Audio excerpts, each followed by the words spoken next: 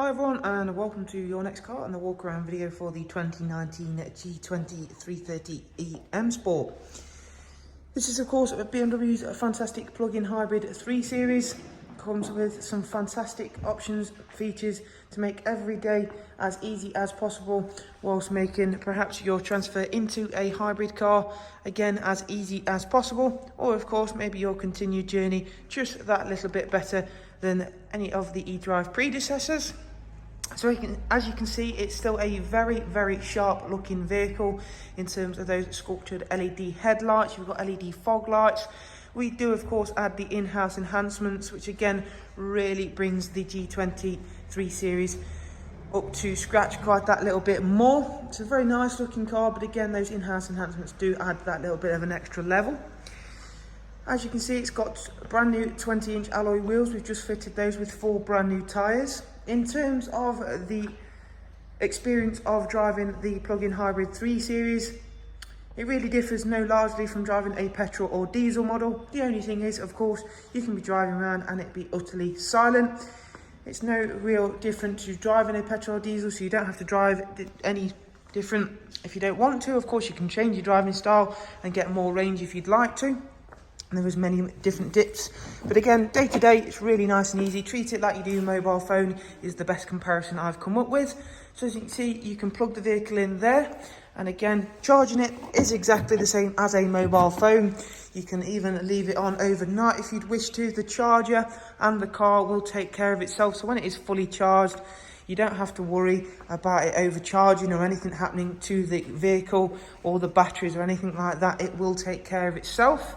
Charge time takes around about 3 to 4 hours on a general charge cycle. That will vary on where you are charging it and how you are charging it. As you can see down the side in this lovely Alpine white, we've got the satin side vinyls, the gloss black sill extensions, and this car does come with the rear sun protection glazing. If we open up the front door then inside, again the interior is still really nice. You've got the black Venenskia leather on this car, the front seats are heated, and of course you get the superb ambient lighting, which you can change out for something of your own preference. And again, bar a few extra little buttons, the interior experience is no different from this car's petrol or diesel alternative. In the back, you've still got a very spacious, very comfortable 3-seat Isofix rear bench with the central folding armrest, so that again differs no largely from a petrol or diesel model. If we go right around towards the back of the car, you can see we've got the lovely gloss rear diffuser with the twin exit exhaust. You've got the 3-dimensional rear lights, gloss black rear spoiler. And if we pop open the boot inside, you'll find a very spacious boot area with split folding seats. The only small compromise is, of course, we do lose out on a tiny bit of boot depth just because of the batteries that are stored in the vehicle to make, of course, the hybrid possible. Now, running time has been quite largely improved on the G20 model, as you see in front of you. So now you do get an estimated electric running range of around about 37 to 40 miles on this new 2019 model. So again, that is quite largely improved over this car's predecessor. And again, things like that are much appreciated, of course, especially if you are going to use this car for your everyday commute. That can make all the difference, of course. Let's go on and take a seat inside the driver's side and go over some of this car's very clever functions and features. In here then, we've got cruise control, speed limiter, voice and volume functions. Again, they don't take away things that you really would want and expect, albeit because it is a hybrid. A lot of the times manufacturers will take things away to save weight inside a car, but BMW don't go down that route, very gladly so, and I think it's a clever decision. As you can see, it's done 51,000 miles. You've got that lovely live cockpit. And let's get the car started up. At the moment, it's running on its petrol engine because, of course, we do need to charge the car up. As you can see in the centre, we've got that map view. Again, that you can customise that for something of your own preference. The live cockpit is slightly tweaked for the EDrive models. We've got EDrive Zone. That is an actual application specific for EDrive cars, obviously.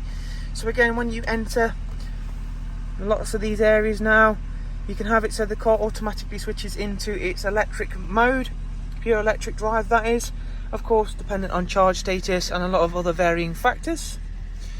Back out from that, we'll turn the car off for now, as I don't need it. I can just put the ignition on. There we go. As you can see, you've got this lovely touchscreen centre view, which again, you can customise, you can change the layout of all of that. In terms of keeping connected, plenty of ways to do that. You've got regular Bluetooth audio and telephone, as well as Apple CarPlay and Android Auto. We've got DAB radio, Spotify, music collection, plenty of ways to keep yourself entertained with the multimedia.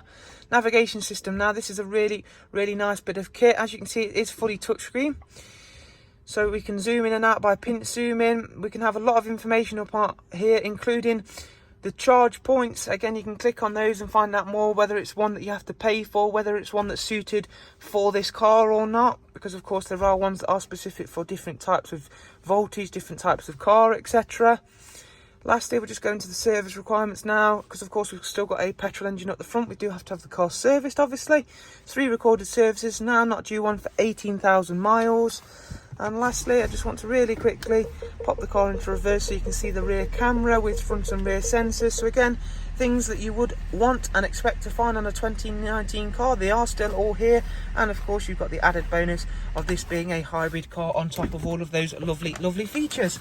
So that is a look around another stunning G20 330e. If you'd like to know more, including prices and funding options, don't forget that below in the description, you can take a look at 2 links. The top one will take you over to our website, which you may or may have not seen scrolling there on the big screen. And the other one is direct contact information for us here at Your Next Car. Thank you very much for watching. Do, of course, take care. Bye-bye.